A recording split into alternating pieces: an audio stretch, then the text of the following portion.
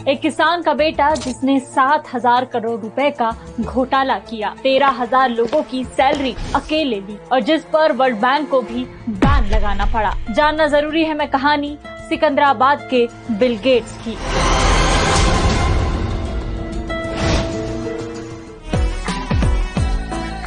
(1987) हैदराबाद। किसान के घर में पैदा हुए रामलिंग राजू ने रियल एस्टेट कंपनी के बाद 1987 में सत्यम कंप्यूटर सर्विसेज नाम की कंपनी खोली। 20 कर्मचारियों के साथ शुरू हुई ये कंपनी मेनली आईटी और कंप्यूटर सर्विस सेक्टर में डील करती थी। कंपनी सक्सेसफुल थी और 1991 में बॉम्बे स्टॉक एक्सचेंज पर रजिस्टर हुई। साल 2000 में टीसीएस, विप्रो और इन्फोसिस के बाद भारत की चौथी लार्जेस्ट आईटी कंपनी बनी। राजू अब राजू नहीं रह गया था, सिकंदराबाद का बिल गेट्स हो गया था। 2008 तक कंपनी की वैल्यूएशन $2 बिलियन से ज्यादा हो गई। स्टॉक प्राइस में 300% तक का उछाल आया और बिजनेस 60 से ज्यादा देशों में फैल गया। फिर आता है 23 दिसंबर 2008 यानी आज का दिन।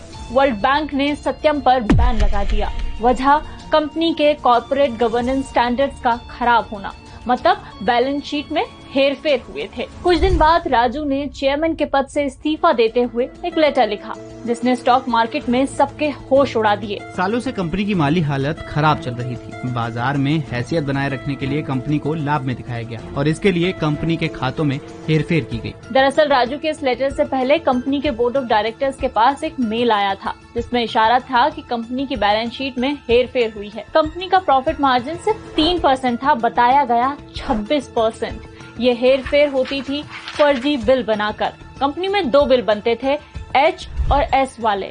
यहाँ H से मतलब था हाइड यानी छिपा दो और S से सीक यानी जिन बिल्स को दिखाया जाना है। छुपाने वाले बिल 7,000 थे, कीमत 5100 करोड़ रुपए।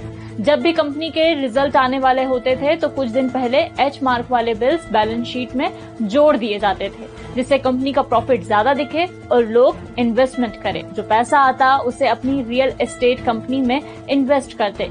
इसी तरह उसने हैदराबाद में करीब 6,000 एकड़ जमीन खरीदी। कंपनी में कुल 40,000 लोग काम करते, लेकिन कागजी तौर पर यह संख्या थी 53,000। इस तरह हर महीने 13,000 लोगों की तनख्वाह रामलिंग खुद हड़प जाता, लगभग 20 करोड़ रुपए हर महीने। 2015 में राजू को 7 साल की जेल हुई और उसकी कंपनी को बाद में टेक महिंद्रा ने टेक ओवर कर लिया।